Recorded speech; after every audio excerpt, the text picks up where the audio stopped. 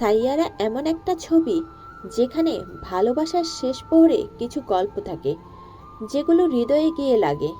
সাইয়ারা ঠিক তেমনই একটা গল্প। কৃষ কাপুর এক তরুণ মিউজিশিয়ান যার জীবনে সবকিছু যেন ছন্দে বাঁধা। আর ভানি এমন এক মেয়ে যে লিখে রাখে তার অনুভূতি, তার ভালোবাসা একটা ডায়েরির পাতায়। সেই ডায়েরির মাধ্যমে শুরু হয় তাদের গল্প। ধীরে ধীরে জন্ম নেয় ভালোবাসা। কিন্তু ভাগ্য কি কখনোই সহজভাবে কাউকে সুখ দেয়? ভানির জীবনে হঠাৎ ধাক্কা আসে, এক বিরল রোগ।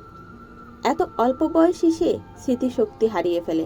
প্রিয় মানুষটিকে চিনতে না পারার যন্ত্রণা থেকেও বড় কষ্ট কি আর কিছু আছে? তবুও কৃষ হার মানে না। সে ভানির হাত ধরে থাকে, ভালোবাসার শক্তি দিয়ে তাকে স্মৃতির পথে ফিরিয়ে আনার চেষ্টা করে। সিনেমার প্রতিটি দৃশ্যে সঙ্গীতের এক অপূর্ব মায়া রয়েছে। সাইয়ারা গানটি যেন পুরো গল্পের প্রাণ। প্রেম, বেদনা আর চিরন্তন অপেক্ষার এক সুরেলা অভিব্যক্তি। সিনেমাটি দেখলে মনে হবে ভালোবাসা শুধু সুখের নয়, কখনো কখনো কষ্টের মধ্যেও সবচেয়ে সুন্দর হয়।